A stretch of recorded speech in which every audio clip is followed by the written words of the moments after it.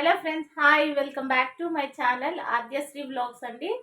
ఈరోజు మన ఛానల్లో డిఫరెంట్ రెసిపీ ట్రై చేయబోతున్నాము. తెలంగాణ స్టైల్లో ఉల్వచారు ఎలా చేయాలనేది ఈరోజు మన ఛానల్లో చూడబోతున్నాం. యాక్చువల్గా ఉల్వచారు అనేది చాలా బాగుంటుంది రైస్లోకి. చాలా మందికి ఫేవరెట్ ఉంటుంది కదా ఉల్వచారు. సో ఆ రెసిపీ అనేది మన ఛానల్లో ఈరోజు ట్రై చేద్దాము. యాక్చువల్గా నాకు ఉల్వచారు చేయడం రాదు. మా అత్తమ్మ చెప్తారంట ఉల్వచారు ఎలా చేయాలో. సో తనని అడిగి ఎలా ప్రిపేర్ చేయాలో ప్రిపరేషన్ ప్రాసెస్ అనేది చూద్దాము. So let's get in to the video friends. అత్తమ్మ ఉల్వచారు నాకు రాదు కదా చేయడం, చేసి చూపిస్తావా ఒకసారి? చేసి చూపిస్తా.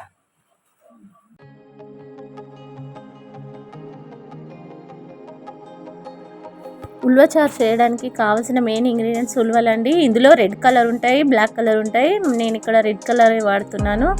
అయితే ఈ ఉల్వలు ఉడికించినవి ఉంటాయి కదా, గుగ్గిళ్ళు వేసుకుంటాం కదా, తెలంగాణ వాళ్ళు గుగ్గిళ్ళు అంటారు. ఆ గుగ్గిళ్ళు చేసినప్పుడు వంచిన వాటర్ అనమాట. ఉడికిన తర్వాత అవి ఇలా కారం ఉప్పు కలిపి మసల పెట్టుకోవాలి. ఫస్ట్ వేడి చేసుకోవాలి.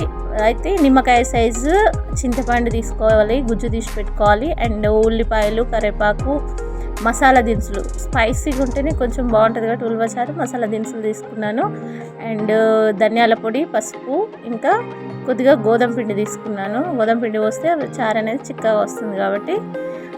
ఇక్కడ చూడండి, ఫస్ట్ మనం పిసికి పెట్టుకొని గుజ్జు తీసి పెట్టుకున్న చింతపండు ఉంది కదా, దాన్ని ఈ ఉల్వలు ఉడికించిన వాటర్లోకి ఉంచుకొని ముందుగానే అందులో కొద్దిగా కారం, ఉప్పు వేసి ఇలా మసలు పెట్టుకోవాలి. చాలాసేపు పొంగులు వచ్చే వరకు మసలు పెట్టుకోవాలన్నమాట.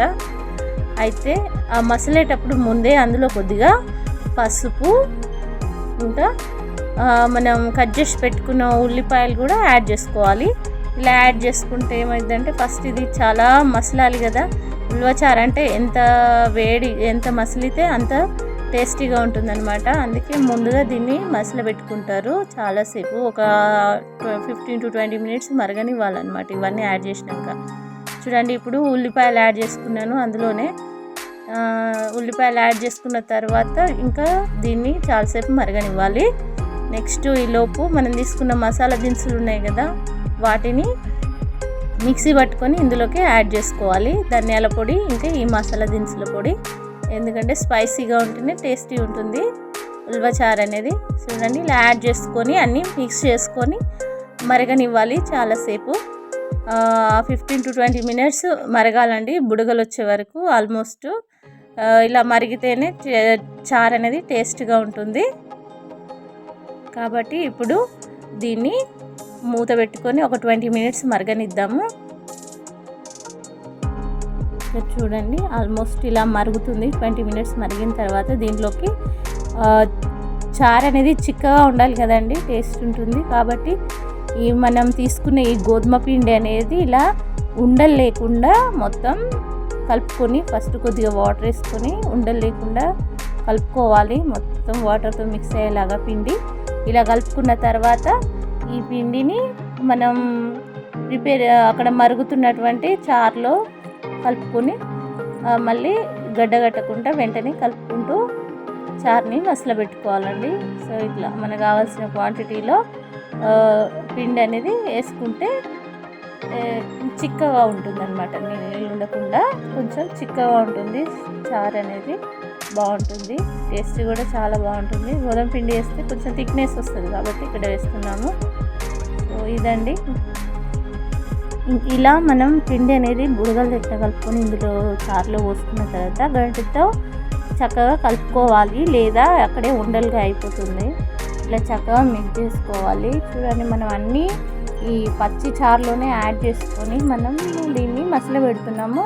మసల పెట్టిన తర్వాత దీన్ని ఒక 15 మినిట్స్ మరగనివ్వాలన్నమాట. బుడగలు వస్తాయి, మొత్తం కింది మీకు బుడగలు వచ్చేలా చేయాలి. అలా మరిగితే చారు అనేది టేస్టీగా ఉంటుంది. మనం వేసిన పిండి కూడా పచ్చి వాసన ఉండకుండా చాలా బాగుంటుంది. ఇదండి, నెక్స్ట్ తాలింపు పెట్టుకోవాలి. ఈ ఉల్వచారు ఎవరు నేర్పించారు మనకు? మీ అమ్మ చేసేదా? ఇట్లా ఇంత మసాలా వేస్తారా? కారం కొట్టదు బాగా.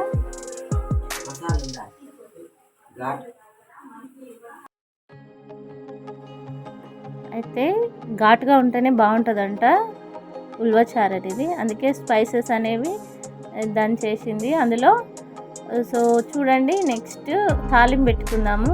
తాలింపు పెట్టుకోవడానికి ఫస్ట్ ఆయిల్ పోసుకొని 2 స్పూన్స్, అందులో కొద్దిగా జీలకర్ర, అల్లం వెల్లుల్లి పేస్ట్. అంటే అల్లం వెల్లుల్లి పేస్ట్ అనేది మెత్తగా ఫైన్గా కాకుండా కొంచెం బరగ్గా మిక్సీ బట్టి వేసుకోవాలి. అయితే నెక్స్ట్ కరివేపాకు కూడా వేసుకొని పసుపు కూడా యాడ్ చేసుకుంటే మన తాలింపు అనేది రెడీ అయిపోయింది చారుకి. ఇప్పుడు మనం మరగబెట్టుకున్నాం కదా, ఆల్మోస్ట్ ½ an hour వరకు మరిగింది చారు అనేది. ఆ మరిగిన చారు ఈ తాలింపులోకి ట్రాన్స్ఫర్ చేసుకుంటే మనం ఫైనల్గా టేస్టీ ఉల్వ చారు అనేది రెడీ అయిపోయింది. ఏ హోటల్లో కూడా ఇంత టేస్ట్ ఉండదండి, చాలా బాగుంటుంది. స్పైస్గా రైస్లోకి అయితే సూపర్ ఉంటుంది చారు. మా ఆయనకైతే చాలా ఇష్టం ఈ చారు, అప్పుడప్పుడు రిక్వెస్ట్ చేసి మరి వేయించుకుంటాడు, చాలా బాగుంటుంది.